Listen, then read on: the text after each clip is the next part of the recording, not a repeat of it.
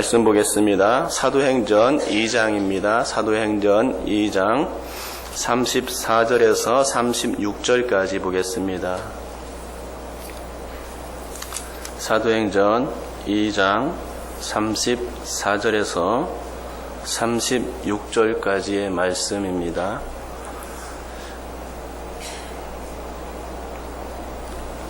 우리 함께 34절부터 36절까지 읽습니다. 시작. 다윗은 하늘에 올라가지 못하였으나 친히 말하여 이르되 주께서 내 주에게 말씀하시기를 내가 내 원수로 내 발등상이 되게 하기까지 너는 내 우편에 앉아 있으라 하셨도다 하였으니 그런즉 이스라엘 온 집은 확실히 알지니 너희가 십자가에 못 박은 이 예수를 하나님이 주와 그리스도가 되게 하셨느니라 하니라. 아멘. 여러분 혹시 이는 내가 사랑하는 이요 내 기뻐하는 자라 하는 이 말씀을 아십니까? 이 말씀은 예수께서 세례 요한으로부터 물 세례를 받을 때에 하늘로부터 들려졌던 소리입니다. 그리고 그 소리의 주인공은 성부 하나님이었습니다. 또 그 성부께서 예수가 하나님의 아들이심을 이 물 세례 때 확증해 주신 것입니다. 그런데 이와 비슷한 말씀이 또 하나 더 있습니다. 이런 말씀입니다.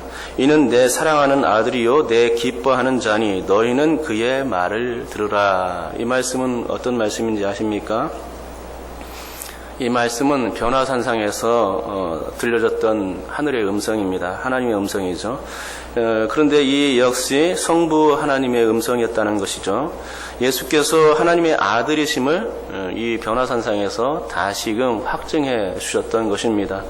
맞습니다. 예수님은 하나님의 아들이시죠. 예수님은 영원전부터 하나님의 아들이셨고 또 영원까지 하나님의 아들이십니다. 그 하나님의 아들이신 것은 변함이 없다는 것입니다. 예수께서 하나님의 아들 되시면은 변함이 없는데 예수님이 하나님의 아들이라는 사실은 세상이 창조되기 이전부터 또 그 시점이 언제부터인지는 모르겠지만 아마도 영원이라는 표현이 가장 잘 어울리는 표현입니다. 예수님은 알파와 오메가요 또 처음부터 끝까지 하나님의 아들이셨던 것이고 또 이십니다. 그러기에 이 하나님의 아들 예수에 대한 베드로의 고백은 매우 합당한 것이었죠. 주는 그리스도시요 살아계신 하나님의 아들이시니이다. 이게 베드로의 멋진 고백인데요. 이 고백을 듣고서 주님은 이렇게 말씀하셨습니다. 내가 이 반석 위에 내 교회를 세우리라. 이렇게 말씀하셨습니다. 여러분 신약의 교회는 반석이라는 뜻의 베드로 위에 세워진 거라고 생각하십니까? 그건 아닙니다. 그게 아니라 베드로의 그 신앙 고백 위에 주님은 그리스도이십니다. 하나님의 아들이십니다. 라는 이 신앙 고백 위에 세워진 게 교회입니다. 천주교가 성경을 잘못 해석해서 베드로를 교회의 제1대 교황으로 세워놓았는데 그건 어리석은 것이죠. 베드로가 일대 교황이 될 수 있는 것은 그의 신앙 고백입니다. 베드로가 그리고 절대로 높아져서도 안 되겠죠. 베드로가 아니라 신앙 고백 위에 세워진 게 바로 교회라는 말입니다. 주님은 베드로처럼 하나님의 아들이라 고백하는 자들을 통해서 교회를 세워주신 것입니다. 그러기에 우리 또한 이 베드로의 신앙 고백을 가져야만 합니다. 왜냐하면 신앙 고백이 교회의 토대가 되었기 때문입니다. 거꾸로 말하자면 신앙 고백 없이는 교회가 설 수 없었다는 말이죠. 그런데 우리가 이런 멋진 신앙 고백을 하기 이전에 짚고 넘어가야 할 게 한 가지가 있습니다. 그것은 주님께서 하셨던 두 번의 질문입니다. 주님께서는 베드로의 이 고백 전에 두 번의 질문을 던지셨습니다. 그 첫 번째 질문은 사람들이 인자를 누구라 하더냐라는 이 질문이었고 두 번째 질문은 너희는 나를 누구라 하느냐라는 질문이었습니다. 전자의 질문에는 더러는 세례 요한, 더러는 엘리야, 어떤 이는 예레미야나 선지자 중에 하나이다라는 이 답변이 나왔고 후자의 질문에는 베드로의 신앙 고백이 나왔던 것이죠. 주는 그리스도시요 살아계신 하나님의 아들이시니이다 라는 이 신앙 고백이 나왔습니다. 그러면 주님께서 이렇게 두 번의 그 질문을 하신 이유가 무엇이겠습니까? 제가 보기엔 두 가지입니다. 첫째는 그리스도인에게 베드로와 같은 신앙 고백이 중요하기 때문입니다. 둘째는 잘못된 신앙을 가진 사람들이 존재하기 때문입니다. 예수께서 세례 요한이 될 수는 없는 일입니다. 또한 예수께서는 엘리야가 될 수도 없는 일이죠. 주님이 예레미야나 선지자 중에 한 사람은 될 수 있는 게 아닙니다. 하나님의 아들을 어찌 사람의 아들로 대체할 수가 있겠습니까? 절대 그럴 수 없겠지요. 하지만 신앙이 없는 사람들의 눈에는 정말 예수님이 그렇게 보였을 가능성이 있습니다. 거기다가 한술 더 뜬다면 예수님이 저 위대한 구약의 선지자보다 더 뛰어난가? 라는 의구심조차 들었을지 모릅니다. 히브리서 기자에 의하면 주님이 모세와 아론보다 뛰어나며 선지자보다 또 제사장보다 뛰어나며 심지어 하늘의 천사보다 뛰어난 분으로 묘사하고 있지 않습니까? 히브리서 기자가 이렇게 뛰어난 예수님을 전해야만 했던 이유는 예수님을 잘못 알고 있는 사람들이 있었기 때문입니다. 우리는 주와 그리스도이십니다. 하나님의 아들이십니다. 라고 예수님을 이렇게 신앙 고백하지만 그렇게 믿지 못한 사람들이 많았다는 것이죠. 그래서 히브리서 기자는 변증적인 설교를 이렇게 할 수밖에 없었습니다. 하지만 여러분, 다른 사람들이 어떻게 고백하든 또 어떻게 믿든 그게 중요한 게 아닙니다. 예수님의 그 첫 번째 질문이 중요한 게 아니라는 것이죠. 내가 어떻게 믿고 있는가라는 이 두 번째 질문이 중요하다는 말입니다. 만약 예수님께서 우리에게 동일한 질문을 던지신다면 우리는 이 베드로의 고백과 동일할 수 있어야 하는 것입니다. 주는 그리스도시요 하나님의 아들이시니이다 라는 고백이 터져 나와야 되겠죠. 그래야 우리가 교회라고 인정될 수 있는 건 아닙니까? 베드로가 지금 청중들을 향하여 마지막으로 전하고 있는 메시지, 오늘 본문에서도 그와 같습니다. 너희가 십자가에 못 박은 이 예수를 하나님이 주와 그리스도가 되게 하셨느니라 라고 지금 베드로가 청중들에게 언급하고 있는 것이죠. 여러분, 베드로가 이렇게 설교를 마치자 사람들이 어떤 반응을 보였는지 아십니까? 오늘 읽지는 않았지만 다음 구절에 보면 사람들이 형제여 우리가 어찌할꼬 라는 탄식이 나왔던 것을 보게 됩니다. 왜 이들에게 탄식, 찔림이 생겼습니까? 그것은 그들이 예수님을 잘못 알고 또 잘못 대우했기 때문입니다. 그들이 정말로 예수님이 그리스도시여 하나님의 아들이신 것을 알았더라면 그들은 절대로 예수님을 십자가에 내어주지는 않았을 것입니다. 대제사장들이나 장로들이 아무리 예수를 죽이려 했어도 그것을 막아냈을 것입니다. 어떻게 해서든 그것을 막아냈겠지요. 빌라도가 바라바를 놓아줄까 예수를 놓아줄까 했을 때에 예수님을 놓아달라고 외쳐댔을 것입니다. 하지만 그들이 예수님을 알아보지 못했기 때문에 그들은 예수님이 아니라 바라바이요 라고 외쳤던 것입니다. 빌라도는 폭동이 날까봐 두려웠던 것 아닙니까? 군중들은 철저하게 예수의 원수가 되어 있었던 것이죠. 예수님을 잘못 알고 있으니 당연한 일입니다. 또 이렇게 예수님을 잘못 알게 되면 예수님의 진짜 모습이 드러날 때 반드시 찔림이 온다는 것입니다. 그때의 인자의 징조가 하늘에서 보이겠고 그때의 땅의 모든 족속들이 통곡하며 그들이 인자가 구름을 타고 능력과 큰 영광으로 오는 것을 보리라. 마태복음 24장 30절의 말씀입니다. 말세 때에 주님 재림 때의 일이죠. 주님께서 구름을 타시고 세상에 오시는 그날, 그때에 땅의 모든 족속들이 어떻게 한다는 겁니까? 통곡한다는 것입니다. 그날은 통곡의 날이 될 거라는 얘기입니다. 왜 세상에서 모든 족속이 통곡하게 되는 겁니까? 이렇게 통곡하는 자들은 다 예수님을 잘못 알고 있었던 사람들이기 때문입니다. 그들은 예수님의 이름을 들었어도 관심을 갖지 않았던 사람들입니다. 그들은 예수님을 역사에 있었던 한 위대한 인물로서만 기억했던 사람들입니다. 그들은 예수님이 그리스도라는 사실을 절대로 인정할 수 없었던 사람들이죠. 복음 전도의 귀를 전혀 기울이지 않고 예수님을 믿지 않았던 사람들입니다. 그렇기 때문에 주님께서 재림하시는 그날 자신들이 그렇게도 믿지를 않았던 그 예수님이 구름을 타시고 오시는 것을 보고 깜짝 놀라지 않을 수 없었던 것입니다. 내가 왜 믿지 않았을까? 후회해도 소용없으니 통곡할 수밖에 없습니다. 예수님의 재림, 그 재림은 곧 심판을 의미하기 때문에 통곡 소리가 온 땅, 온 세상을 뒤덮는 것입니다. 마치 애굽의 10재앙 중 마지막 초태생의 죽음을 맞았던 애굽 전역의 통곡 소리와 같은 것입니다. 출애굽 때에는 그 지구상의 한 곳, 한 부분에서만 그런 일이 벌어졌지만 마지막 때에는 그렇지 않을 것입니다. 온 세상을 쩌렁하게 울리는 전 지구적인 통곡이 찾아올 겁니다.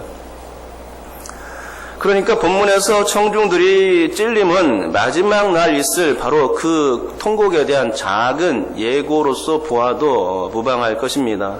예수님을 잘못 알고 있다는 것이 이런 찔림과 통곡 소리로 바뀔 수 있다는 것이죠.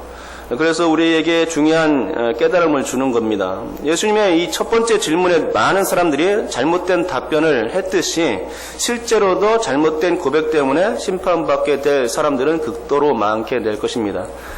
하지만 두 번째 질문에 올바른 고백을 한 베드로처럼 그렇게 고백하는 사람들은 매우 적다는 것이고요. 이 때문에 베드로는 이스라엘 온 집은 확실히 알지니 라고 오늘 이 설교를 통해서 강조할 수밖에 없었다고 봐야 하는 것입니다.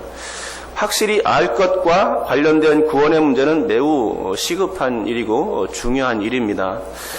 또 가장 긴급한 일이기도 하죠. 확실히 아느냐 모르느냐에 따라서 우리의 결국이 아주 판이하게 달라질 것이라는 사실입니다.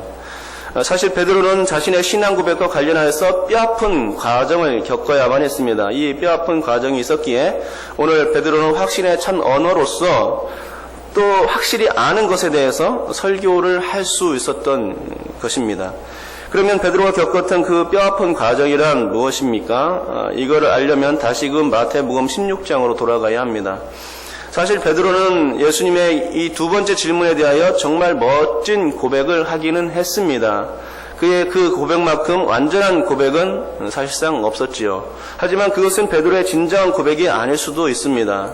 아니 좀 모자란 고백이었다고 해도 맞을 겁니다. 왜냐하면 베드로의 이 고백 이후에 주님께서는 베드로에게 이렇게 말씀하셨기 때문이죠. 사탄아 내 뒤로 물러가라. 너는 나를 넘어지게 하는 자로다. 내가 하나님의 일을 생각하지 아니하고 도리어 사람의 일을 생각하는도다. 라고 주님께서 책망하셨기 때문입니다. 주님께서 이 말씀을 하신 이유는 당신이 감당해야 할 그리스도의 순환과 죽음의 사명에 대해서 베드로가 결코 그럴 수 없다고 막았기 때문입니다. 이렇게 막은 것은 사단의 일인 것이죠. 예수님은 순환과 죽음을 당해야만 그리스도가 될 수 있는 것이었습니다. 만약 순환과 죽음이 없다면 대속사역이 물거품이 되기 때문에 예수는 그리스도가 될 수 없는 것입니다.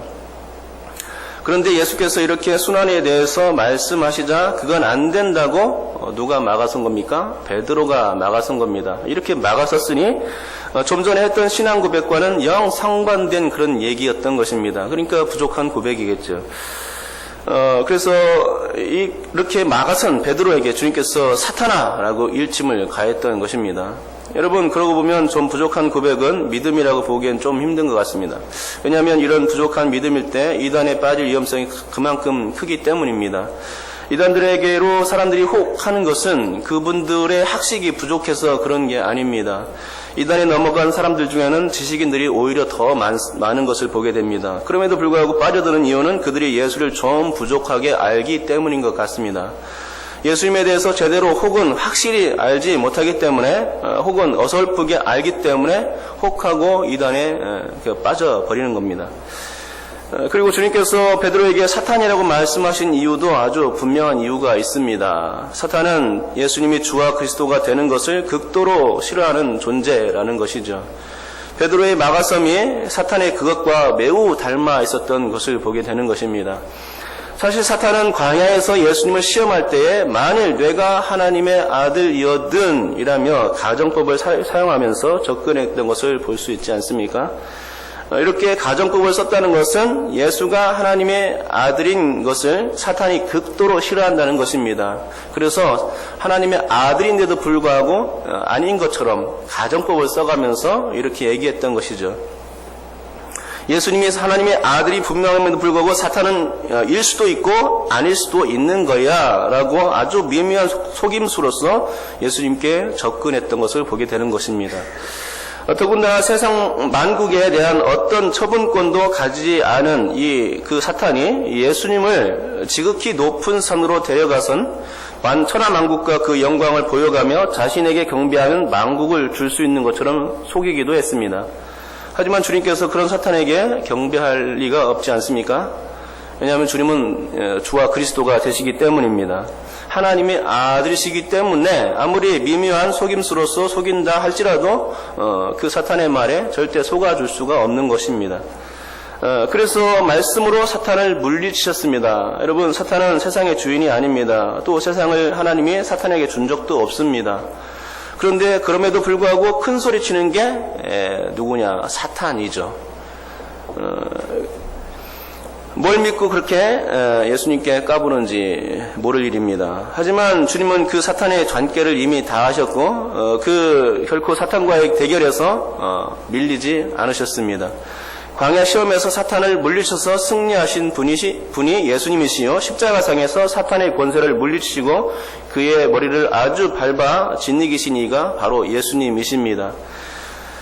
당연히 주님은 처음 가지고 계셨던 그 영예를 다시 회복할 수 있으셨습니다. 성부 하나님이 부활 승천하신 그 예수를 높이시고 다시금 세상 만국과 주와 그리스도이신 것을 이렇게 보여주신 것입니다.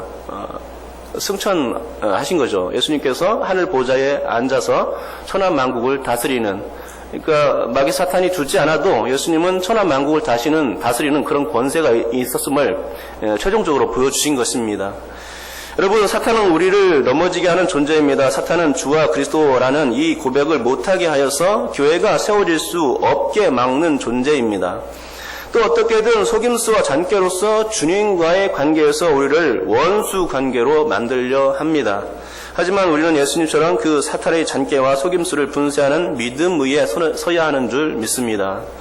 그래서 예수님을 항상 주와 그리스도로 고백함에 있어서 변치 말아야 됩니다. 부족함도 있어서는 안 되겠지요.